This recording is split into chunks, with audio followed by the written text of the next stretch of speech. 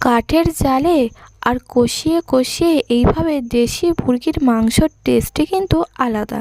তো বন্ধুরা, আজকের আমি বানিয়ে নেব থেঁতো দেশি মুরগির মাংস। তো বন্ধুরা, এখানে আমি 1 কেজি মাংস নিয়ে নিয়েছি আর মাংসটা ধুয়ে ভেজে পরিষ্কার করে নেব। আর এখানে থেঁতো করার জন্য নিয়েছি আদা, রসুন, পেঁয়াজ, কাঁচা লঙ্কা আর নিয়েছি গোটা গরম মশলা। তো গরম মশলাটাও কিন্তু আমি এখানে থেঁতো করেই ব্যবহার করব। তো এবারে আমি দেখুন শিলের মধ্যে পেঁয়াজটা থেঁতো করে নিচ্ছি আর এইভাবে সমস্ত কিছুই থেঁতো করে নেব। আর মাংসটা ধুয়ে বেছে পরিষ্কার করে নিয়েছি। তো মাংসর মধ্যে এবার আমি দিয়ে দিলাম নুন, হলুদ আর দিয়ে দিলাম লেবুর রস। আপনারা কিন্তু চাইলে টক দই ব্যবহার করতে পারেন লেবুর রসের পরিবর্তে। আর আমাদের লেবুর রস তো বিখ্যাত লেবুর রস, নকল কমলা লেবু, খুব টক। তো আমি এটাই দিয়ে দিলাম। আর দেখুন মাংসটার মধ্যে কিন্তু একটা ডিমও ছিল। তো ডিমগুলোও আমি ভালোভাবে মাখিয়ে নিচ্ছি। আর মুরগির ট্যাং না হলে একদম খেতে ভালো লাগে না। তো সমস্ত কিছু মাখিয়ে নিয়েছি, দেখিয়ে দিলাম বন্ধুরা। আর এখানে দেখুন পেঁয়াজ, আদা, রসুন, কাঁচা লঙ্কা, গরম মশলাও থেঁতো করে নিয়েছি। আর এদিকে কড়াইয়ের মধ্যে আমি সাদা তেল দিয়ে দিলাম। আর সাদা তেলটা গরম হতে দিয়ে দিলাম থেঁতো করা গরম মশলা। আর খুব সহজে গরম মশলার গন্ধটা উঠতেই আমি এবার দিয়ে দিলাম থেঁতো করা পেঁয়াজগুলো। তো পেঁয়াজগুলো এবারে একটু লাল করে ভাজা করে নেব বন্ধুরা।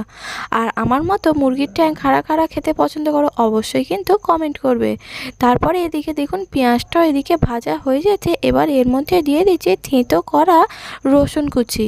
তো দিয়ে এবারে আমি আবারও রসুনটা একটু নাড়াচাড়া করে নেব। আর যেহেতু দেশি মুরগির মাংস সেই জন্য আমি এখানে কিন্তু অল্পই তেল ব্যবহার করেছি, বেশি তেল ব্যবহার করিনি। আর দেশি মুরগির মাংসতে অনেকটা পরিমাণে চর্বি থাকে, সেই জন্যেই আপনারা চাইলে তেলটা এখানে বেশিও ব্যবহার করতে পারেন।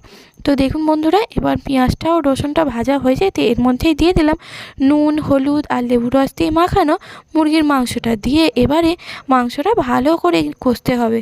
তো দেখুন এর মধ্যে কিন্তু আমি দিয়ে দিলাম কেটে রাখা আলুগুলো কিন্তু একটু বড় বড় সাইজে নিয়েছি, কেননা দেশি মুরগির মাংস সেদ্ধ হতে একটু সময় লাগে। তাই আলুগুলো যাতে খুব তাড়াতাড়ি গলে না যায় তাই দিয়ে দিলাম একটু বড় বড় করে কাটা আলু।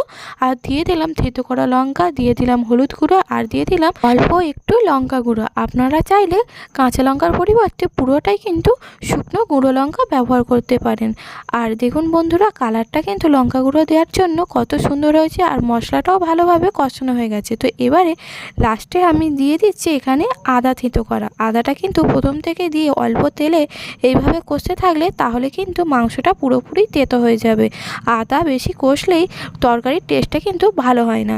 তো দেখুন বন্ধুরা, এখানে এবার আমি অল্প একটু জল দিয়ে দিলাম যাতে কড়ার গায়ে লেগে না যায়। তো এইভাবে জল দিয়ে অল্প অল্প করে ভালো করে মাংসটা কষিয়ে নেব। তো তারপরে এর মধ্যে আমি দিয়ে দিচ্ছি বেশ খানিকটা জল। যেহেতু দেশি মুরগির মাংস একটু পাতলা পাতলা ঝোল হলেই বেশি ভালো লাগে খেতে। তো এবারে আমি ভালো করে সেদ্ধ করেই নামিয়ে নেব। আর এটা খেতে কিন্তু দারুণ টেস্টি হয়েছিল। তো তরকারিটা ফুটে গেছে, আমি নামিয়ে নিয়েছি।